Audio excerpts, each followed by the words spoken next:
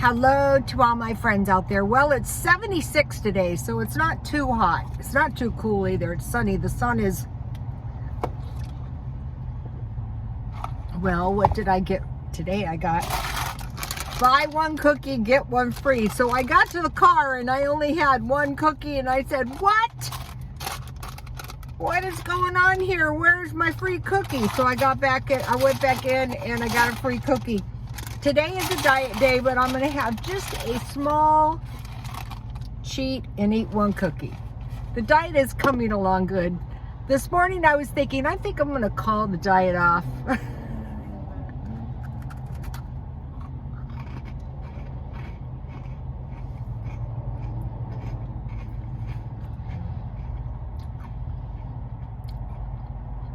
I enjoy these treats in the morning. This is going to be a daily thing now. There's some awesome burger deals on the app. Some real awesome deals. Okay, I hope everyone is being careful with the variant. When the corona first started, we didn't know anyone who got it. Then in our family, a whole family got it. Then it killed my uncle, and now just recently one of the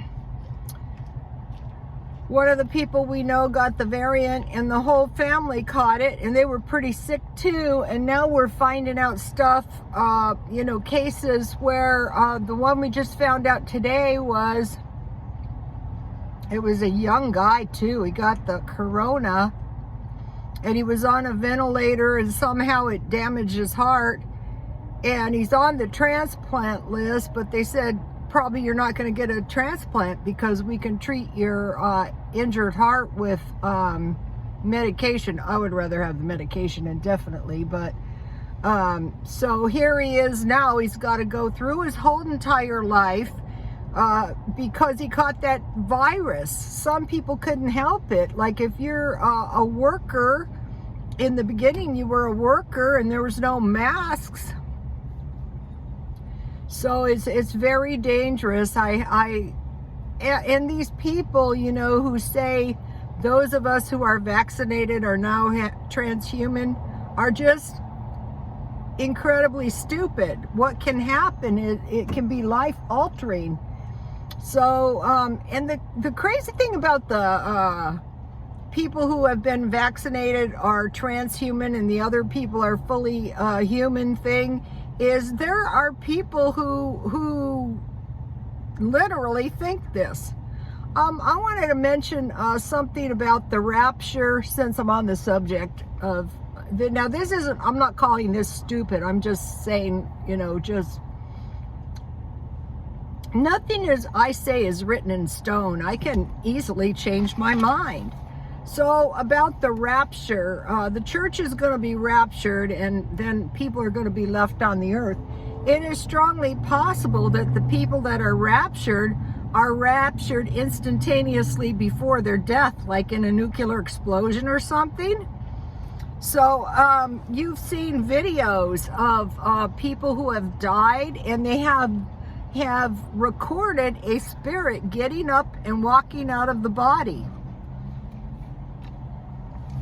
When I was doing the nursing thing, there was various occasions where I would have like 2 fingers on the pulse in my head, right on the apex of their heart. And when they would pass on, it was like a river. And that river didn't stop, it went on. So, the people, a lot of us think there is eternal life. And so that's what I wanted to say about the rapture.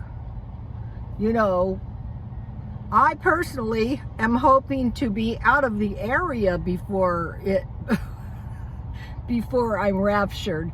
And I have often said, if I stand up in the rubble, that's why we have to rely on God. But also, for years, I learned do everything you possibly can do, then rely on God. Like this year, I've been so cheap living in my car, all year long, pretty much. I still have the tuna in here.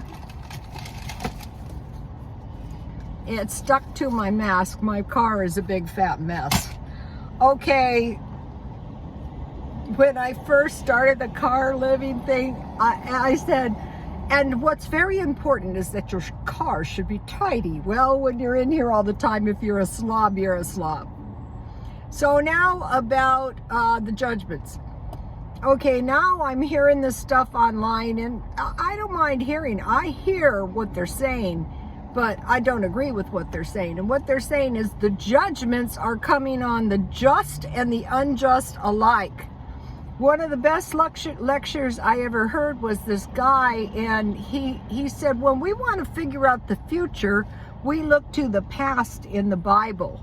And so during the Exodus out of Egypt, when God told the Pharaoh to let his people go, his people didn't suffer the judgments. That's not to say good people don't get sick, good people don't die, terrible things don't happen to good people, but those are not the same as a judgment that is brought on to someone for being evil. That is like the shedding of blood of innocence. That happens too. You know, I think that is an error. What sense would a judgment be if you're just going to give the good people and the bad people the same judgment? Why be good?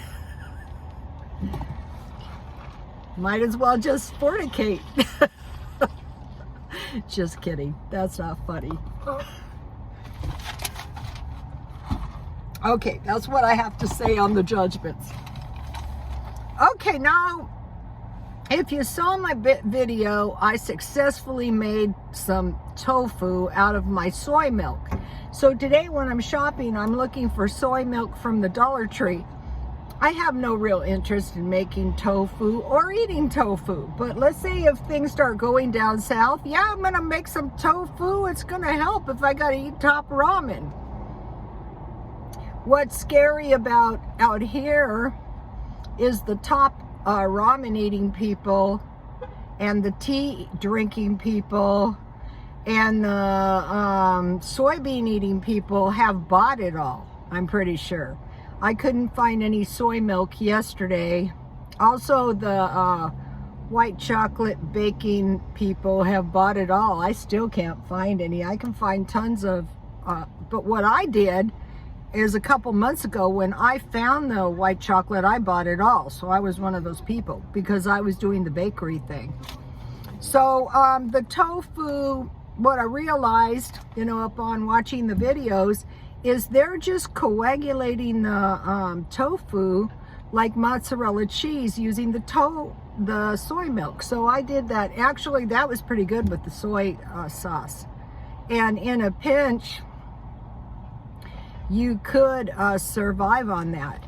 I posted a video on my Twitter, and I think it was 1954, someone came to their town or village and told them to grow soybeans. I think you can sprout soybeans. Guess what? The soybean eating people have bought all the soybeans. But you know what? I shop daily, and when I see some, I will buy. Okay, so I did soybean tofu. I'm looking for big bottles at the 99-cent store of rice vinegar. That's a lot milder than white vinegar. When I was drinking the whey, it was rather pleasant, whereas the regular cheese making using regular vinegar is very strong, a strong vinegary taste. But I try to drink vinegar to, you know, get acidic vinegar into my system, because Alexander the Great protected his army with the vinegar. Probably it would protect us from the COVID as well. Best thing is wear your mask and socially distance. Okay, so I made cheese. I love to make it myself, but mainly, I mean, I love to eat it after I make it, but mainly I just wanted to know how to make it like the tofu, just in case, you know. You can't ever say that we're never going to have another depression. We could be hit with a famine, you never know. But anyway, and skillet bread in case we can't get yeast. I'm not fond of making my own yeast because I don't like the way it tastes. And if you buy it in packets, it's expensive. But if you buy it by the small bag at a Smart and Final, it's not. But there was none.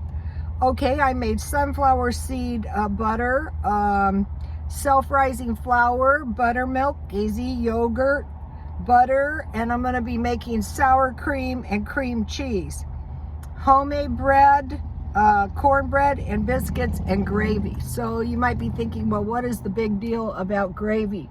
Well, if you don't have very much food and you have potatoes and you have some meat drippings and you can make some gravy.